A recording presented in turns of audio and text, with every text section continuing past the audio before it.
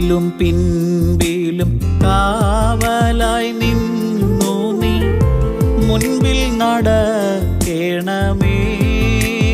നിന്റെ ഇമ്പമുള്ള രാജ്യേ വന്നു ചേരും വരെ അൻപൊടു കാക്കണമേ.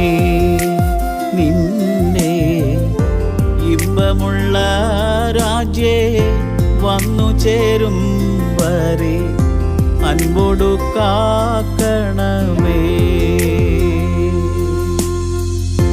ഇത്തരയിൽ എന്നെ ഇത്രമേൽ സ്നേഹിപ്പാൻ എന്തുള്ളു ഞാൻ അപ്പനേ.